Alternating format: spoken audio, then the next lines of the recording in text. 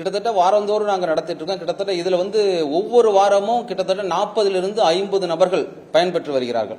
கிட்டத்தட்ட ஒரு வருஷமா அதை நடத்திட்டு இருக்கோம்.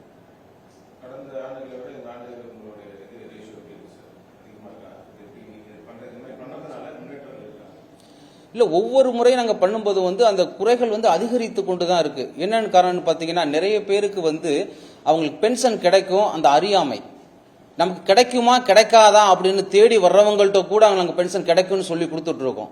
அதனால நிறைய அறியாமை இருக்கிறதுனால, விழிப்புணர்வு இல்லாத இருக்கிறதுனால நிறைய பேருக்கு அந்த குறை திருப்பங்கள், நிறைய குறைகள் அதிகமாயிட்டு இருக்கு. அதுக்கு முக்கியமான காரணம் பாத்தீங்கன்னா, 2012வது வருஷத்துக்கு முன்னாடி மகன் மகளோ அதாவது மாற்றுத்திறனாளியாக இருந்தா அவங்களுக்கு பென்ஷன் இல்ல அப்படின்னு இருந்துச்சு. ஆனா 2012க்கு பிறகு மாற்றுத்திறனாளியாக இருந்தாலும் 25 வயதை கடந்தாலும் அவர்களுக்கு பென்ஷன் கொடுக்கப்படும் என்ற ஒரு ஆணை வந்தது. அடுத்ததாக 2 பென்ஷன், அதாவது ஆர்மிலையும் வேலை பார்த்திருப்பாங்க, அடுத்து மாநில அரசுலையும் வேலை பார்த்திருப்பாங்க, அவங்களுக்கு ஏதாவது ஒரு பென்ஷன் தான் வாங்கணும் அப்படின்னு சொல்லி 2012க்கு முன்னாடி சட்டங்கள் இருந்துச்சு. ஆனா 2012க்கு பிறகு இரட்டை பென்ஷன் வாங்கலாம் அப்படிங்கிற ஒரு விதி வந்தது. சோ இந்த நிகழ்ச்சிகள், இந்த விதிகளை எல்லாம் நிறைய பேருக்கு போய் சேராதனால நிறைய பேர் இன்னும் வாங்காமலே இருக்காங்க.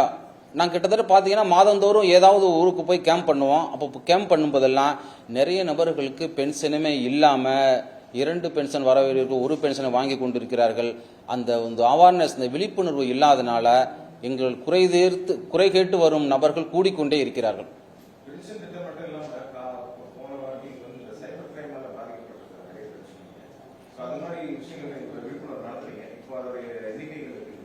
இப்ப எங்களோட கடந்த 2 மாசத்துல பாத்தீங்கன்னா கிட்டத்தட்ட ஒரு 5 பென்ஷனர் என்கிட்ட ரிப்போர்ட் பண்ணாங்க.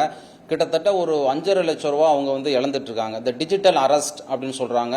அவங்கள்ட்ட போன் பண்ணி உங்க குழந்தைங்க எங்க இருக்காங்க, வெளியில இருக்காங்க, அவங்க ஒரு குரியர் வந்திருக்கு, அதுல போதைப் பொருள் இருக்கு, உங்க பையன் வெளியில தவறு பண்ணிட்டாப்புல, நாங்க கண்டுபிடிச்சிட்டோம், அதுக்கு நீங்க பணத்தை கொடுத்தாதான் விடுவோன்னு சொல்லி அந்த பதட்டத்தில் அவங்க பணத்தை இழந்து அதன் பிறகு என்னிடம் அழுகிறார்கள், நான் என்ன செய்வது என்று.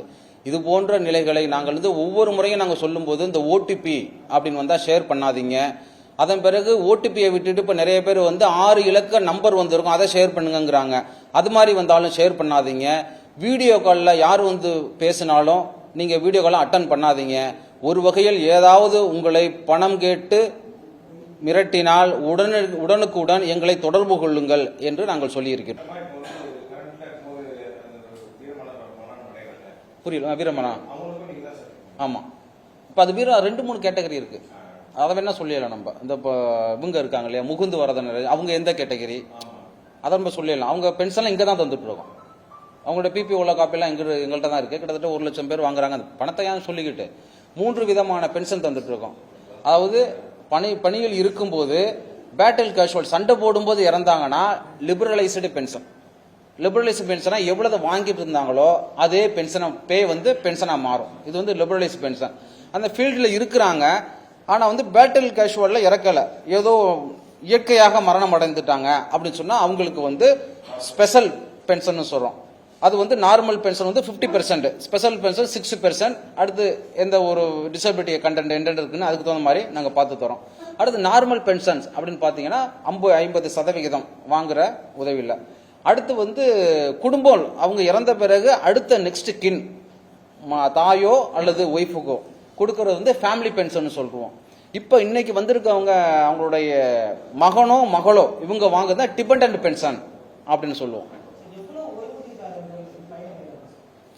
கிட்டத்தட்ட பாத்தீங்கன்னா மொத்த இந்தியாவில் 33 லட்சம் ஓய்வூதியதாரர்கள் இருக்கிறாங்க.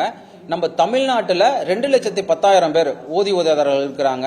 அதுல கிட்டத்தட்ட 63,000 குடும்ப ஓய்வூதியதாரர்கள் இருக்கிறாங்க.